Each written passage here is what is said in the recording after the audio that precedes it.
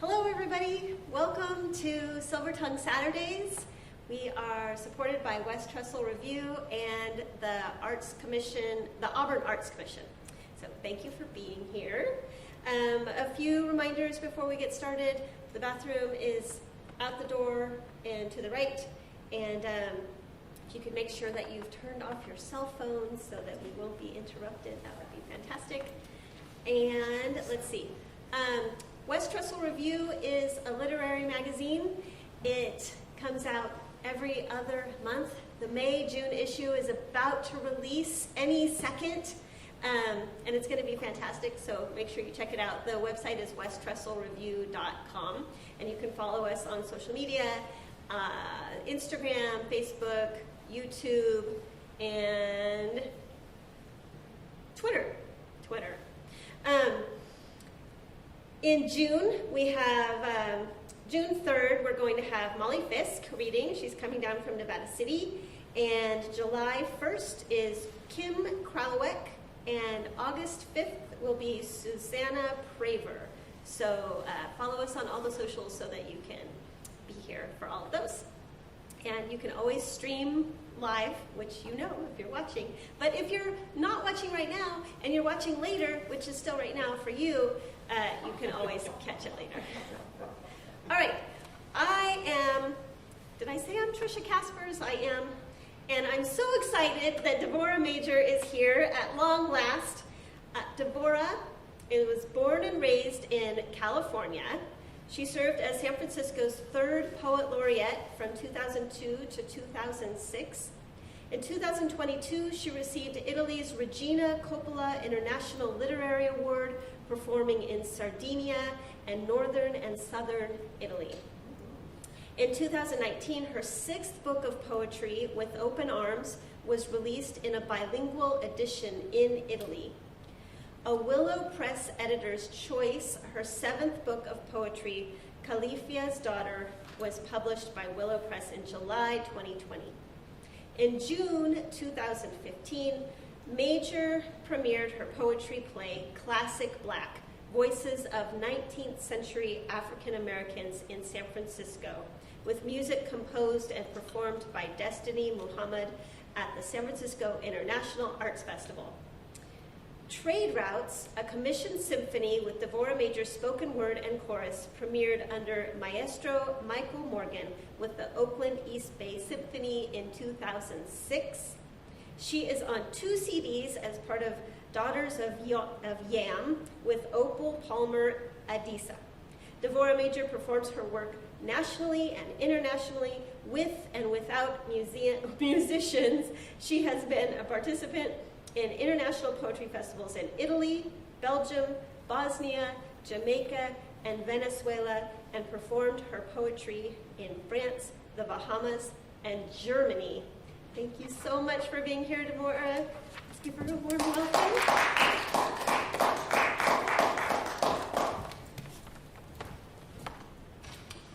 Thank you. And although I haven't been to Auburn, I have been to Nevada City and read poetry there in a big barn. It was really nice. Actually, yeah, it was. It was really with John. I can't remember his name. You probably know him, John. The trees are falling, falling, falling. He always does that. Start with African cosmology. Not African. That's a different poem. Cosmology, meditation. I've actually heard a lecture on string theory, which is what this comes out of. Although, when I was working on the poem, I ran into a physicist, and he said, "You didn't quite get it right." I said, "Oh no, I'm not trying to be a scientist. I'm trying to be a poet." We are the memory of that place without measure, that filled all space that never was and ever will be. That place existing as the perfect note, yet making no sound, holding all colors inside a light that was nothing but darkness. We are the memory of a breath that could not be but was, a breath that swelled to bubble, that burst and then collapsed. We are the memory gestated in days that lasted eons as the universe womb birthed heat, light, rock, ice, mineral, song, us. We are the impossible made flesh, creating infinite possibilities of hope or endless chasms of despair inside the prayers which we have become. Okay, so, and I'm going to follow that with Nomo. This is incidentally from And Then We Became. That's the book. And Nomo is a African concept from Mali. Is that where Lassie was from? Yeah. I'm sorry. Her son-in-law is from Amalek. And I have a son-in-law from the Côte d'Ivoire, so it's kind of, or ex-son-in-law now. Anyway, from Mali, and they have a god for Noma. And Noma was, what it talks about really is the ability to create simply through the word. And I'm really interested in how all faith systems, there's some common things. In the beginning was the word. Okay, so Noma created humans, and the first ones were created out of, I don't know, I think I imply it in the poem, but like straw or whatever. Anyway, they didn't work out. So then the second ones, it's like, okay, I didn't quite say the words right, so then Noma did it again, and the second ones came and didn't work out. And we're the third ones, and it's up for grabs. So I think it's always good to, this cosmology, it's like, it's, take nothing for granted. Nomo, how we come to speak. Before a generation passed, we children of the third word knew how to take this gift of language, contort it crimson, and sew it to our teeth. How we mangle this tongue that needs unending translation. We require it to be a constantly changing chameleon, a hypnotist, a con man, a cheat. With words we manufacture demons who devour souls and erase memory. Look at how often we honor speech that can make us hate, that can cause us to deny our mothers, our brothers, ourselves. We have articulated a deadly weapon that subverts knowledge and betrays faith. So how now do we again learn to listen with more than ears, at once try to speak with more than tongue? How now do we put our tongues back in our mouths? Okay. I don't know the answer. Okay, I might come back to that, but I want to do a couple of poems out of this. This is Calafia's daughter. So Cortez, who Californians always learn about in history, so he's on this ship coming from Spain to exploit and conquer and suppress and oppress. Anyway, he's on a ship, and on his ship, a third of his crew, about 200, were people of African descent. And a couple of them were his interpreters, because there's a whole book, We Came Before Columbus. Anyway, Africans had been here. So he got to these rocky cliffs, and he had this African who said, kind of know how to speak to these people.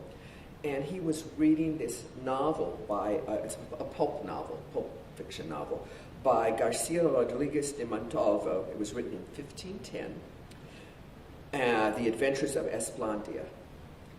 And this is a quote from it. Know ye that on the right hand of the Indies there is an island called California, very close to that part of the terrestrial paradise which was inhabited by black women. They were robust of body with strong, passionate hearts and great virtue. The island itself is one of the wildest in the world on account of the bold and craggy rocks. So Cortez got here, down Monterey Way, and saw the rocky cliffs and thought California was an island. For years the Spanish thought it was an island, and named California after Queen Califia. So when you see that blonde, not true, and actually in the Mark Hopkins Hotel in San Francisco, they do have a depiction of an African Queen Califia as the person that California was named after. Besides poetry, I like history. Anyway, this is Califia's song. This is her speaking, a very short poem. Much, I hate poets with these long introductions for these little itty-bitty things. What can I say? Califia's song. My heart does not sing songs of hate, fear, or regret, for my name will be braided into the lightning of time. Califia, daughter of seafaring Mandinka, queen of Amazon defenders, tamer of wild beast. I have ridden the backs of griffins to come to these rocks, where clothed in sea crystals, draped gold, and evening's wind, I savor freedom's harvest. Okay, so that is what California is named after. For everybody who wants to think America was something else than what it was. It's always, I think we should all have our fantasies. I believe in people having rich fantasy lives, but I think it's nice to know history too. You know, if you don't want to let the facts bother you, don't. Okay, I have 3. Some of these I know. Oh, yeah. This is my poem. Okay, and this is from my Italian book. I brought books with me if any of you want to buy, but I only have one of these because, hey, they're in Italy. They only let me take a few. When I was 18, I dropped out of college for a year. I started college when I was actually 16 for like 3 days, then I was 17. And I was like, no, I'm tired of going to school. And I went with some friends of my parents who were as much older me as they were younger than my parents to Hong Kong because the professor was a scholar of Chinese. And then I hated Hong Kong. And so they said, oh, you should travel across Asia. So I did. So I went to Thailand and was treated like gold. I love Thai people. And then I went to Kathmandu, Nepal, and the Nepalese said, oh, you're one of us, you're Nepalese. I was like, wow, this is interesting, being claimed. And then I went to India, and the Indian said, oh, you're one of us. And I said, well, this is interesting, again, being claimed, because in America, nobody claimed me. And then I got to Paris, and the only language I had, being a key word, some facility in at the time was French, besides English. I obviously was able in English. And different West Indians were claiming me. So this poem came out. Oh, and in New York I was claimed as Puerto Rican. So this poem came out of this mixed breed.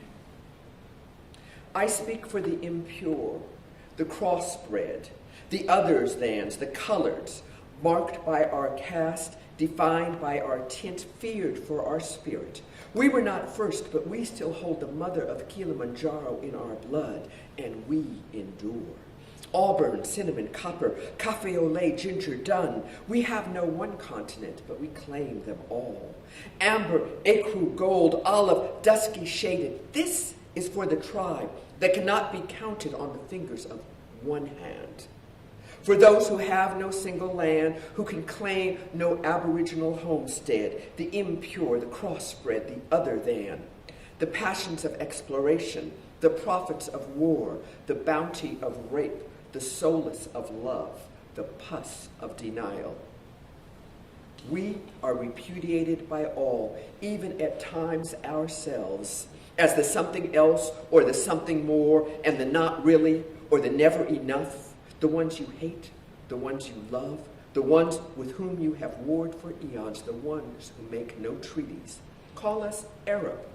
Our noses, skin, and hair chant Africa. Our noses, skin, and hair resonate Caucasus Mountains. Our hair, skin, and noses intimate India. Call us Arab. Call us Indian. Our breast, feet, and cheeks sing Mongols. Our breast, feet, cheeks spit Aryan. Our breast, feet, cheeks remember Ethiopia. Call us Indian. Call us Creole. Our hips, waist, jaw, swing of Frenchness. Our hips, waist, jaw, bite of Choctaw. Our hips, waist, jaw, speak of Fulani. Call us Creole. Puerto Rican in New York, Pakistani in Tehran, Algerian in Paris, Bengali in Hong Kong. Call us colored. Not you. One of them. an other, no tribe, no homeland, no anchor, no bond, a human breed, bleeding red, crying salt, showing bruises, revealing the veins of all our ancestry.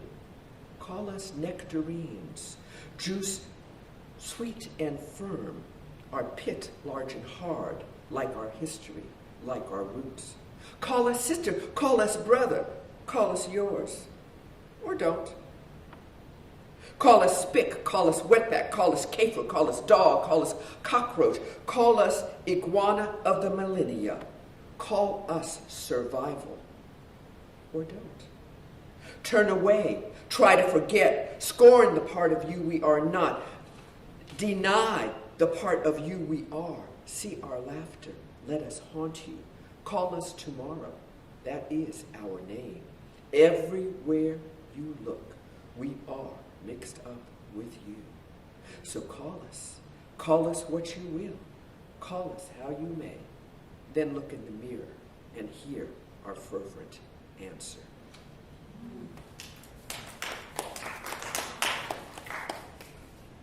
Okay, so I just had to read this.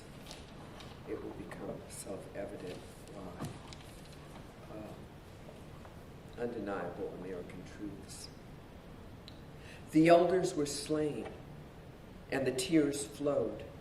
They poured out of our eyes, down cracked sidewalks, and trickled into the gutters, where they traveled with refuse into the nation's rivers and oceans. The children were murdered, and the tears flowed. They poured out of our eyes, they fell on hard concrete, they were swallowed in gutters where they were washed with waste into the nation's streams and bays. More locks were bought, and of course more guns. And the tears flowed onto the flat gray sidewalks and seeped into gutters where they slid with the litter into the nation's lakes and oceans as people beat their chest, pulled out their head, buried their dead. And finally, the news pundits discovered that this is indeed who we Americans are. We murder our elders. We murder our children. We murder people at prayer, at music concerts, at dance clubs, at homes. We murder. And then we lower flags to half-mast, and we speak of thoughts and prayers. We mouth condolences to the families and loved ones. Flowers are stacked, balloons flown, ribbons tied at massacre sites, candlelit vigils are held in dark shadows, and we cry. And we watch our tears fall on concrete and get fed into sewers as we stand as memorial statues frozen in a pivotal moment of war, and we do nothing. So, what can I say? One of my newer ones. I'm just so frustrated at, and it's not just about gun control. It's about what is the root of the problem. What is the root of the problem? Solve the root. You don't have to worry about poison fruit. Thank you. Here's another new poem before I go back to my books. I'm really interested in both the environment and also how we came to be. And like I said, I've been well, because I'm here, I'll do this. I don't usually read this, but this is from the King James Bible. I'm always much to tell my grandchildren of it. The King James Bible. So King James got a bunch of people together that spoke different languages, right? And they decided what they would keep and what they would throw out. So they threw out everything Mary had written. Hello. They threw out everything that Sophia had written. Hello. I've read some of it. It's quite, God, the Gospels of Sophia are just off the hook. Women had a lot to say, and they came up with that. So it's King James's thing. But anyway. And the earth was without form and void, and darkness was upon the face of the deep. Anybody who may not be science-orientated, you could skip this point. This is the science of that. Dark matter tendrils wove a cosmic womb bulging with amniotic fluids.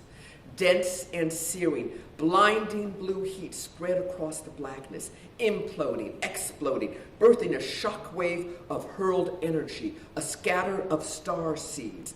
Glistening prisms, these stars were midwives to our universe, iron to salt, water to copper, a rush of green, the blood of us. The shards of our sun's placenta formed our planet, her solar breath gust, an umbilical cord of energy that we ceaselessly feed upon. This age of stars is one short breath in the universe's time that will one day give way to another age of darkness where we are not even a memory. Okay, that's astronomy. I watched this show on the birth of the universe and astronomy and took notes, and that's what it is, and that's what they say. We are living in the age of stars. Do a couple of personal ones. This is, my parents have both died. I was so much a daddy's girl, and I was his caretaker.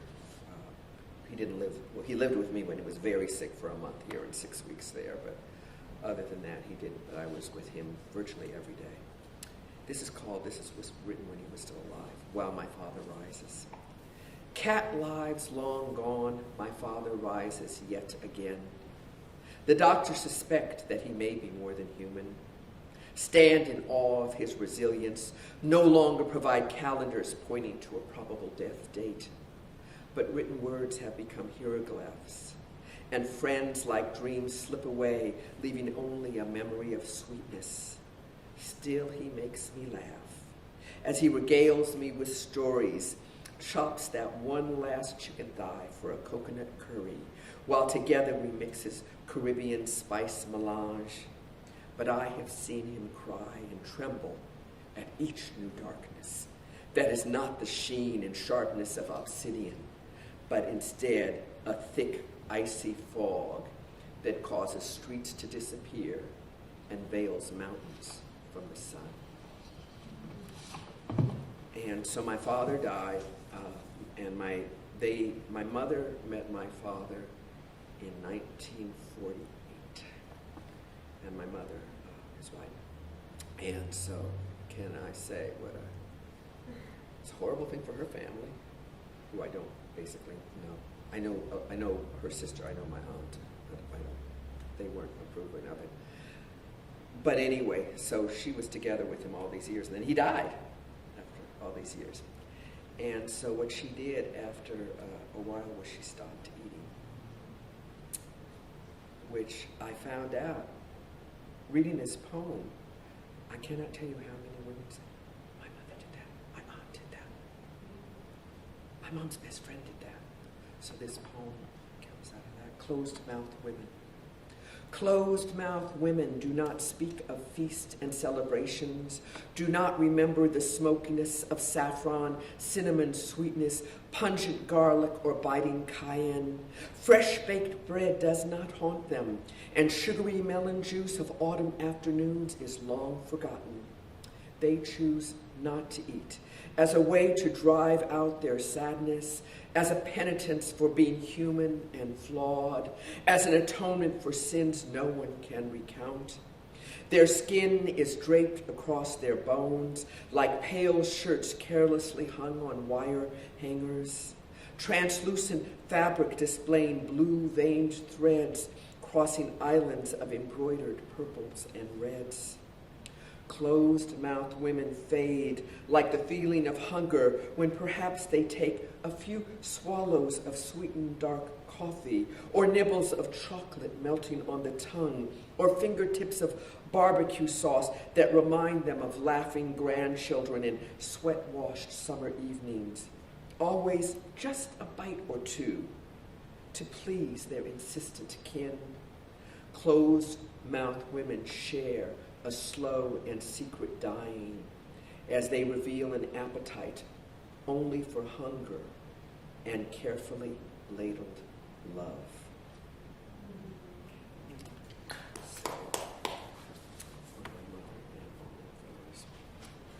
So there's a, I wonder if I thank her. There's this East Indian woman who I actually bought her book of poetry. But anyway, she had these questions that she asked and then answered, and I didn't like her answers. Well, they didn't work for me. They work for her. She writes right well. I mean, I wasn't sorry about the way she writes. I'm sorry, I don't remember her name. It's not in this book. Anyway, one of the questions was, what are the consequences of silence? And so I was actually, you go to writers' things and they give you prompts. What are the consequences of silence? I was like, I can work with that. I search for silence inside myself, hear at times the rush of blood, my heart's cadence punctuated with an extra gasp. At night, with no music or blinking screen, blinds open to the sky, starred here more than city, less than desert or mountain. Walking barefoot on the land, my feet folding great grass blades, evening settling darkly, solar lights blinking on one at a time. My breath sounds as tires whoosh, doors shut, refrigerator hums, and my thoughts are a cacophony of gibberish. In the darkest part of morning, my husband's breath next to me, the turning and shudder of streets, a whisper, a psalms. Silence, as in not to speak? What of the inner music, chants or chatter that fill my ears? I do not know silence consequences, because I do not know its truths. Okay, I don't. I'm a regular chatterbox. That's why we get along. This is my friend since high school. I don't know if any of you guys have these long friendships, but we've been, before children friends. And now we both have grandchildren. She's better than me at marriages because she's still with her honey.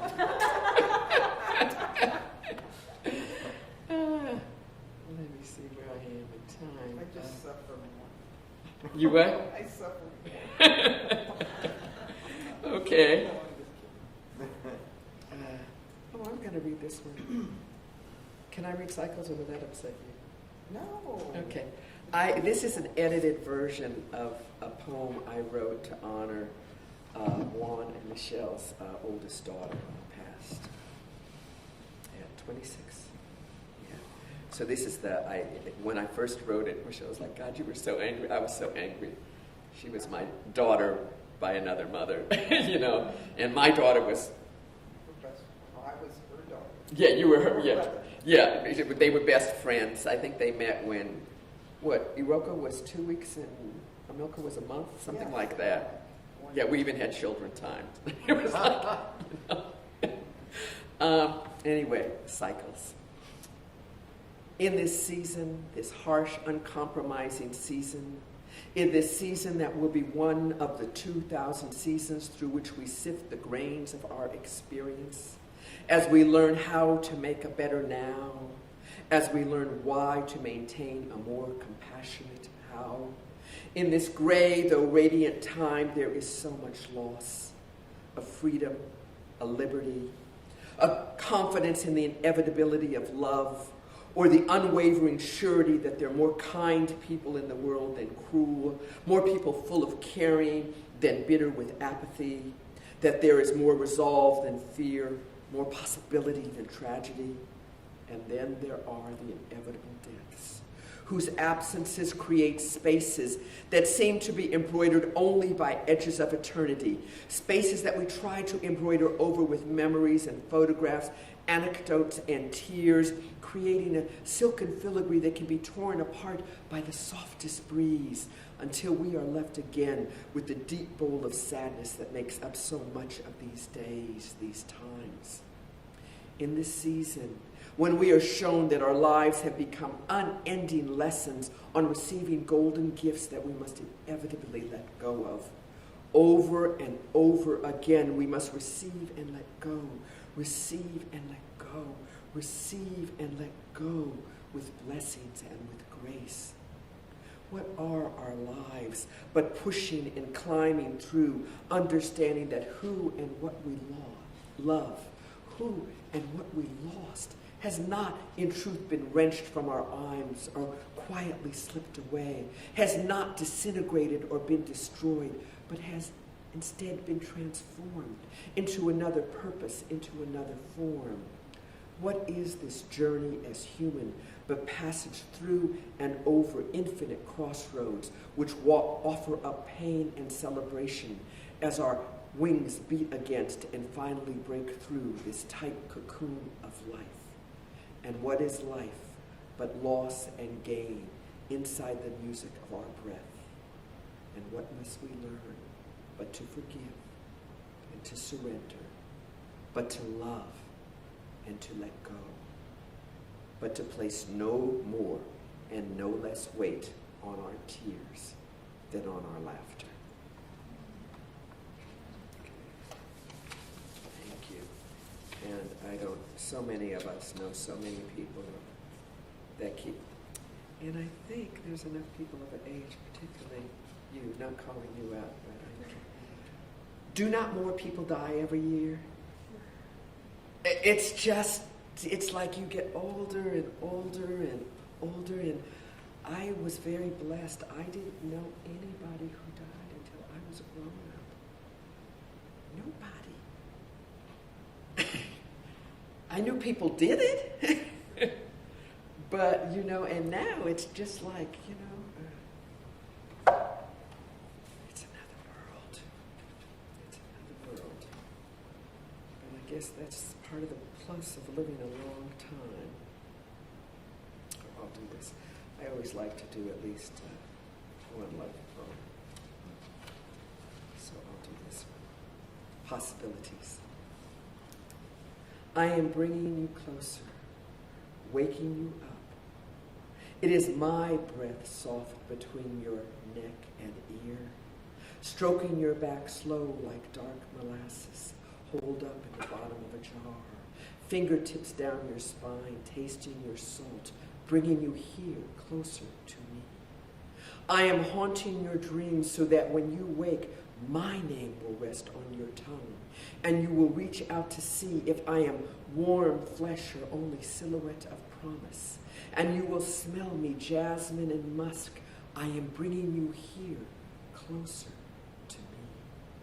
I am bringing you here so that when you rise, I will answer, and when I answer, you will respond. And when you respond, we will surrender to the temptation of sunrises, to the possibilities that are us. So, I think I have time for one more.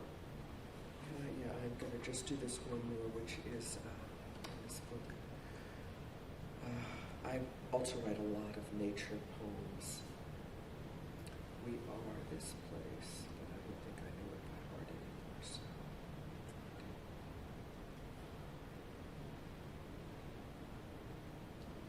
The bookmark fell out. I had it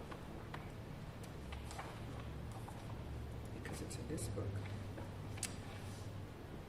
We are this place, the clay and salt of it, the river and sand of it. Fingers rise from desert dunes, faces emerge from cresting waves.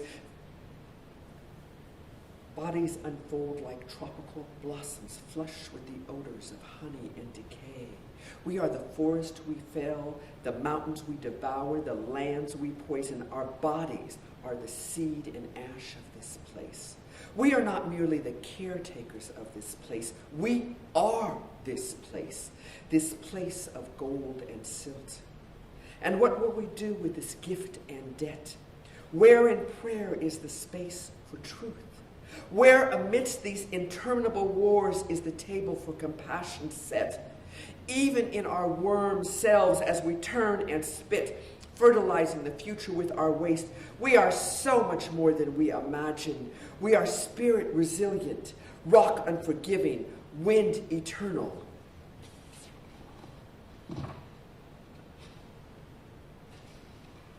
Let us move now from the storms of hate and fear and cleanse this place that is us. Sacrifice nothing but our arrogance and the need to destroy and subvert the glories of the universe that are us. We are more than we have imagined, more than we have invented and discovered inside our pulsing dreams.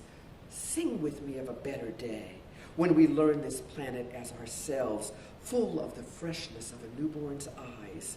We are this place, shaping its tomorrows. We need to dream it well. I thank you.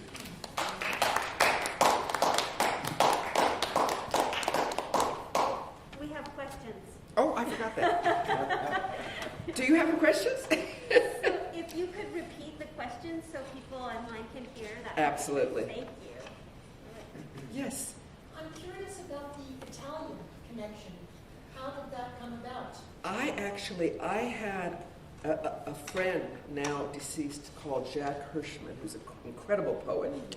And when he died, there were more than 80 memorials all around the globe for him, an international poet.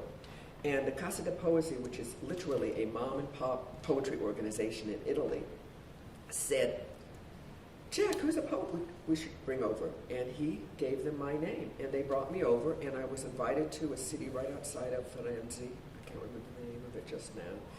And it was quite exciting. I read at Casa di Nuovo, which was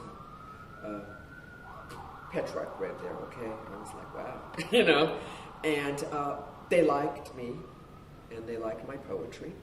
And so they kept inviting me back. And so I've been, and then they asked me to come to Bosnia because they did something up there. So I was in Bosnia and Sarajevo twice. And so I was there and I was there. And so that's how it came about. And I got the Regina Coppola Award is it's an award for women who write poetry. It's an international women's award. So I'm the first American that won it. But it has to be poetry that is engaged with the world and trying to make the world a better place. It can't just be daisies are beautiful and I love the sky.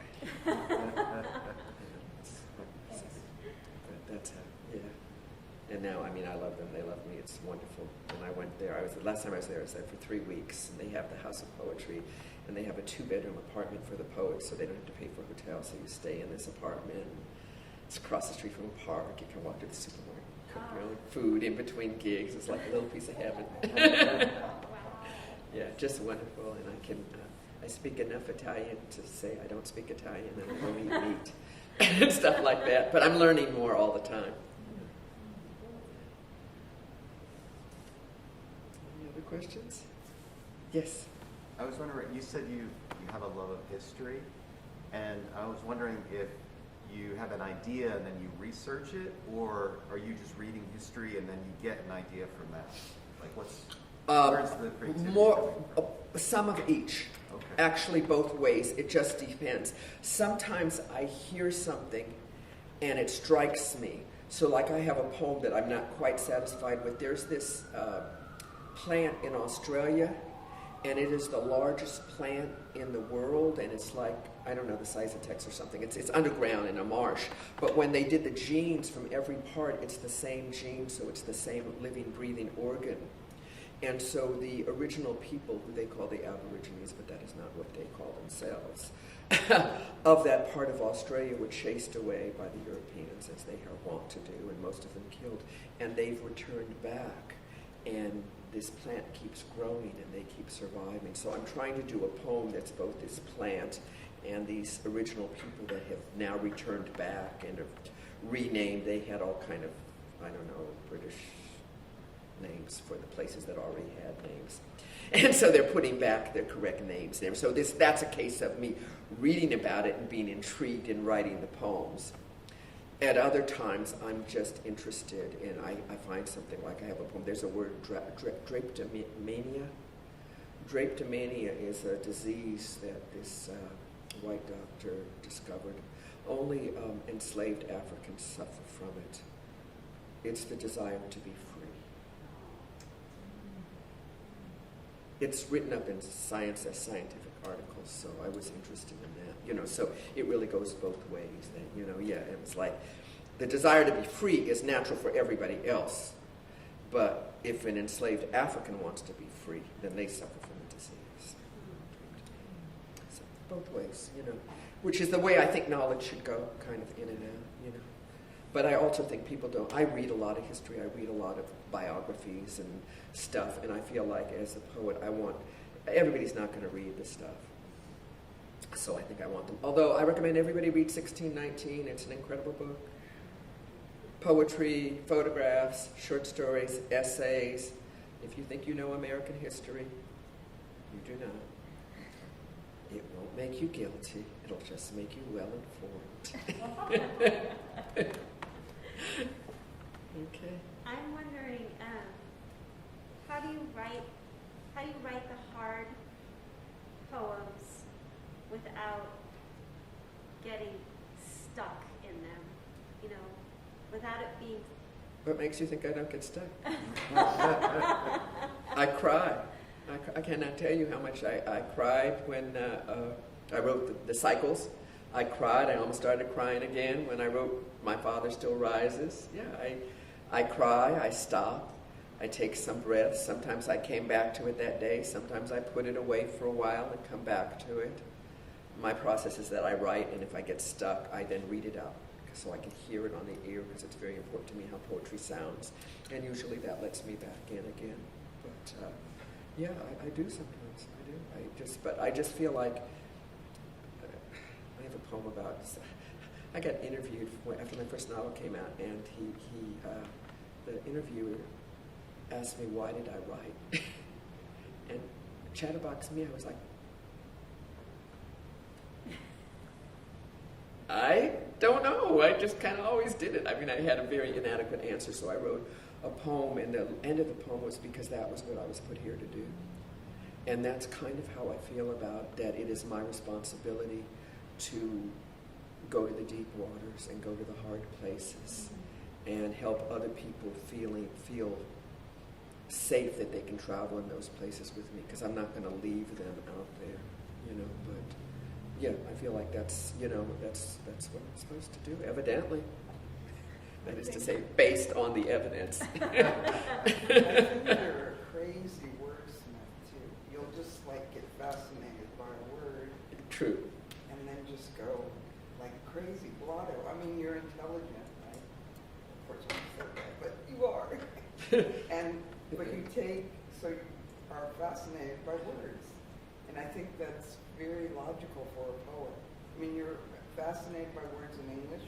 You're fascinated by words in Italian. You're fascinated by words in French. I mean, you don't, but you're just, and I'm really I'm into words too. So I see how, one thing leads to another. It's not like you know anything about something. Sometimes it's just something triggers something in you, like the illness that you mentioned. It's true. I forgot about the question. So the first question was, what was the Italian connection? And the second question was, do I write history first, or do I research it, or is it something I already want? And the third one was, how do I not get stuck when it's really hard? And then my sister friend Michelle was just saying how I just really savor words and work with words and get fascinated, and that gets me writing. Thank you. My bad. Okay. Anybody else? Are we good? Yeah, Okay. that was real good. So, if any of you guys want to take me home with you, not me, it's available. Thank you. All right. Thank you.